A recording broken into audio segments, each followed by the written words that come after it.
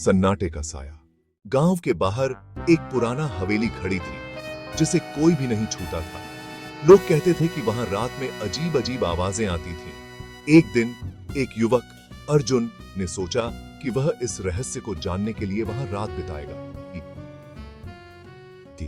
रात के अंधेरे में जब चांद अपनी पूरी रोशनी बिखेर रहा था, अर्जुन हवेली के भीतर गया।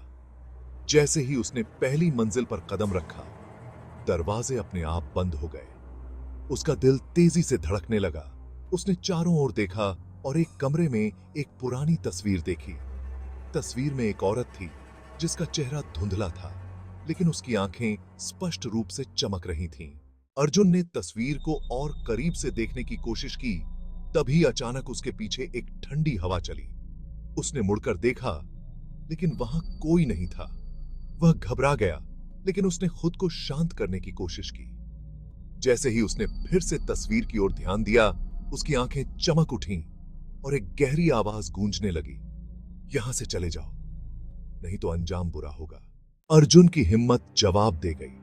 उसने दौड़कर दरवाजा खोलने की कोशिश की, लेकिन वह बंद था।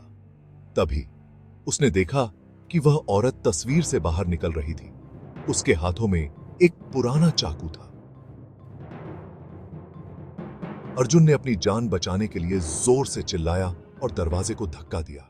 अचानक दरवाजा खुल गया और वह बाहर भाग खड़ा हुआ। जब वह गांव पहुंचा तो उसने सबको अपनी कहानी सुनाई, लेकिन कोई भी उसकी बात पर विश्वास नहीं कर पाया।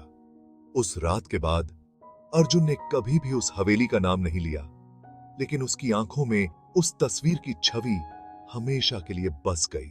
गांव वाले आज भी उस हवेली से दूर रहते हैं और रात में जब सन्नाटा छा जाता है तो वहां से एक महिला की गहरी आवाज सुनाई देती है।